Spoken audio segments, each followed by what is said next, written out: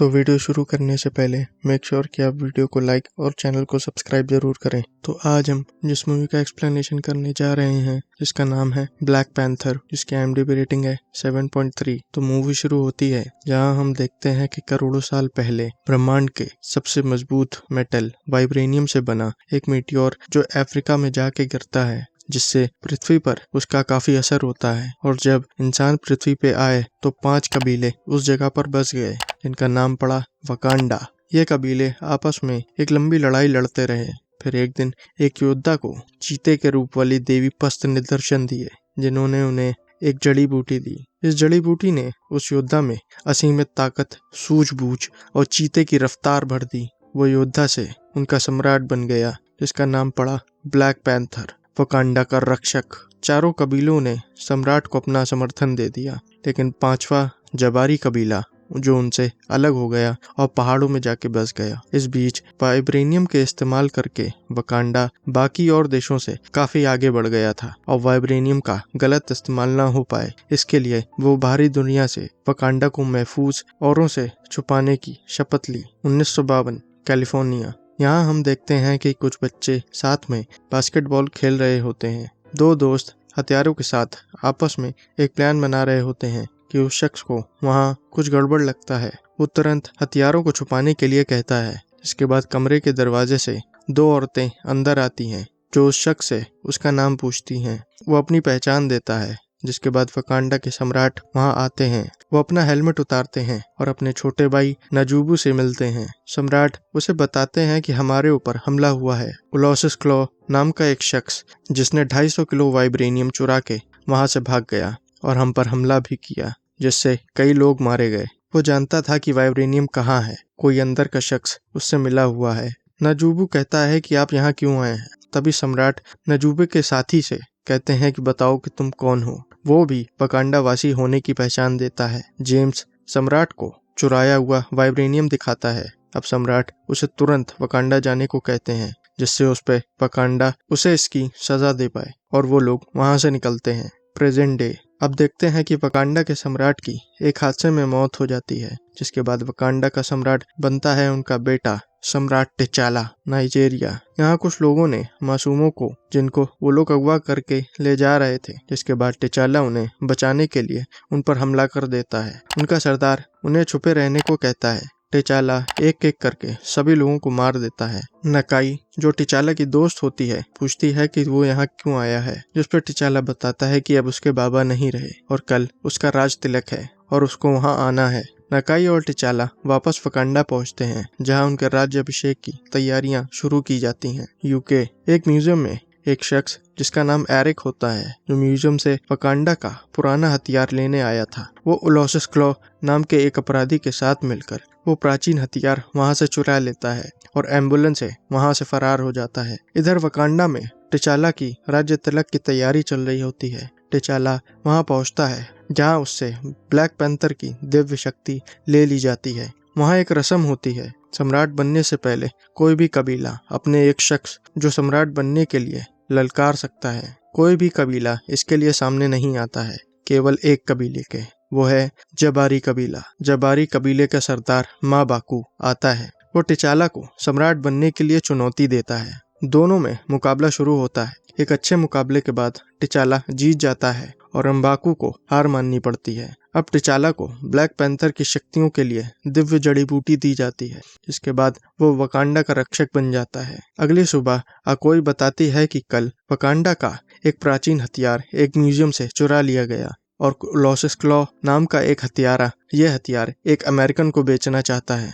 T'Challa कहता है कि उलोसिस 30 सालों से हमसे बचता आ रहा है, अब वो खुद उसे पकड़ के वकांडा लाएगा। South Korea. टिचाला अकोई और नाकिया के साथ साउथ कोरिया की एक पार्टी में पहुंचते हैं, जहां एक पार्टी में उसे एक CIA एजेंट रॉस दिखता है। वो उसके पास जाता है और पूछता है कि वो उसे क्लोसिस से डील करने आया है। वो कहता है कि ये डील उसके लिए बहुत जरूरी है। वो एजेंट रॉस टिचाला से कहता है कि वो वाइब्रेनियम के लिए यहाँ आया है। उलोसिस भी अब पार्टी में पहुंच जाता है। टिचाला सभी को तैयार रहने को कहता है। एजेंट उससे वाइब्रेनियम मांगता है, जिसके बाद पार्टी में गोलीबारी शुरू हो जाती है और हमें ओकाई के भाले का बेहतरीन प्रदर्शन देखने को मिलता है। ओलोसिस वहां से निकलता है। अकोई और नाकिया उसका पीछा करती हैं। पीछे से टिचाला भी अपने सूट के साथ उसका पीछा करता है। अकोई फिर से अपने भाले की ताकत दिखाती है और ओलोसिस के आदमियों को धूल में मिला देती है। ओलोसिस अब हथियार निकालता है और अकोई और नाकिया को सड़क पे ले आता है।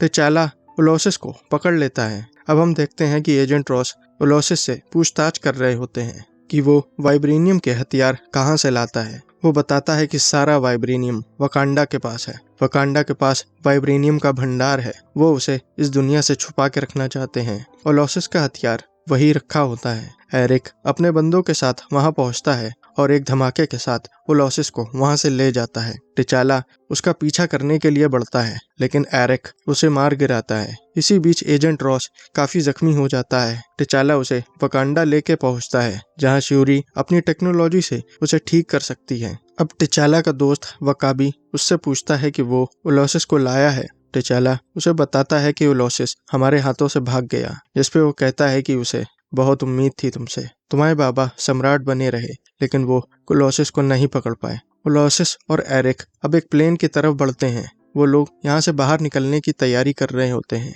लेकिन एरिक ओलोसिस को मारने जाता है। वो उससे पूछता है कि तुम कौन हो, जिसपे एरिक बताता है कि वो भी एक वकांडा से है। टिचाला अब ज़्यूरे के पास पहुंचता है और उनसे पूछता है कि चाचा की मौत कैसे हुई। बाबा ने कहा था कि वो एक दिन गायब हो गए। टिचाला कहता है कि मैंने एक शख्स के पास हमारा खानदानी छल्ला देखा है। उसके पास वो कैसे आया और वो ही ओलोसिस को हमारे पास से ले गया। ज़्यूरी कहता है कि वो सच तुम्हें नहीं बता सकता। टिचाला सम्राट की तौर पे ज़्यूरी से फिर पूछता है, जिसपे ज़्यूरी बताता है तुम्हारे चाचा एक मिशन पे अमेरिका गए थे। तुम्हारे बाबा ने मुझे उसके साथ रखा था ताकि उस पर नजर रख पाऊं। अमेरिका में उसे एक लड़की से प्यार हो गया और उनका एक बेटा भी हुआ। वो अमेरिका जाके बदल गया था। वो वाइब्रेनियम की ताकत से और देशों पे हुकूमत करना चाहता था। इसके लिए उसने छिप के ओलोसिस के साथ मिलकर वकांडा से गद्दारी की। सम्राट उसे वकांडा लौटने का हुक्म देते हैं, लेकिन तुम्हारे चाचा ने मुझ पे हमला कर दिया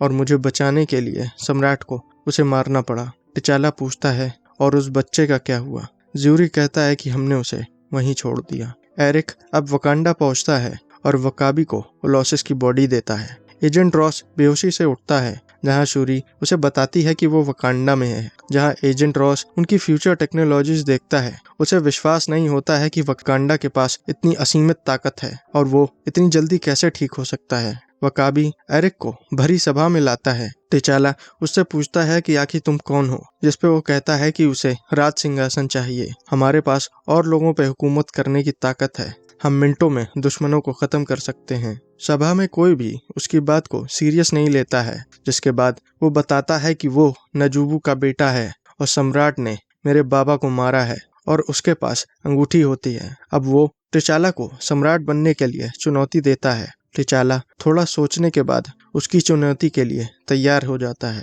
पहाड़ों में दोनों के बीच राज सिंहासन के लिए लंबी लड़ाई होती है, लेकिन अंत में एरिक टिचाला को पहाड़ी से नीचे फेंक देता है। टिचाला की माँ नकाय और श्यूरी वहां से निकलते हैं और ऐसे एरिक वकांडा का सम्राट बन जाता है। एरिक अब वो जड़ी बूटी लेता है और बाकी जड़ी बूटियों को बगीचे में आग लगवा देता है। इसी बीच नकाय जड़ी बूटी को बगीचे से चोरी कर लेती है। एरिक अब भरी सभा में वकांडा के हथियारों को बाहर के देशों में बेचने के लिए कहता है। नकाई, श्यूरी, एजेंट रॉस सभी हमें पहाड़ों में दिखते हैं। वो जबारी कबीले के सरदार एम्बाकू के पास पहुंचती हैं। नकाई उसे बताती है कि वकांडा का अब तख्ता पलट हो चुका है और उसे हटाने में आपकी मदद चाहिए। माँ बाकू उनसे अपने साथ चलने को कहता है। वो उन्हें टिचाला की बॉडी दिखाता है जो उन्हें मिलती है।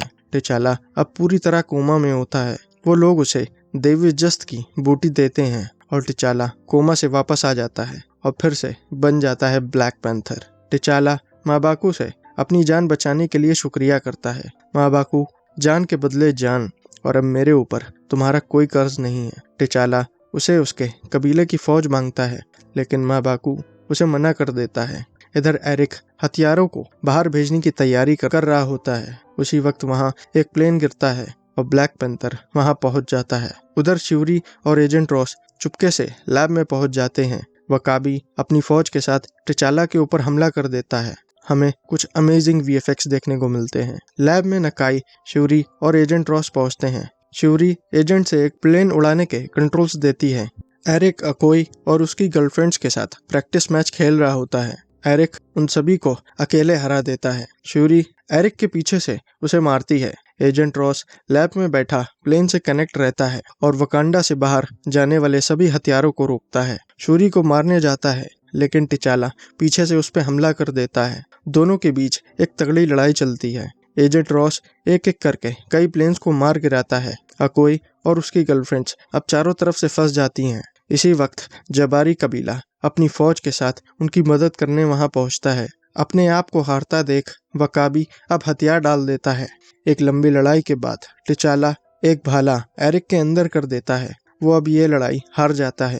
वो कहता है कि बाबा कहते थे कि वकांडा से खूबसूरत और कुछ भी नहीं। ये सुनकर टिचाला उसे एक पहाड़ी पे ले जाता है और उसे वकांडा का सबसे खूबसूरत सीन दिखाता है। टिचाला कहता है कि हम तुम्हें बचा सकते हैं, जिसपे वो कहता है कि वो कैदी बनकर नहीं रहना चाहता। दफना दो मुझे इस समुंदर में। और फिर वो अपने शरीर में लगा हुआ भाला निकाल देता है और एरिक मर जाता है। अब टिचाला वापस से सिंहासन पे बैठता है। That's all for today's videos. Video पसंद आई तो लाइक, कमेंट एंड सब्सक्राइब करें ताकि आपकी कहानियों का सफर यूं ही चलता रहे। मैं मिलता हूं आपसे अगली वीडियो में किसी और कहानी के साथ। Till then keep watching movies magnitude.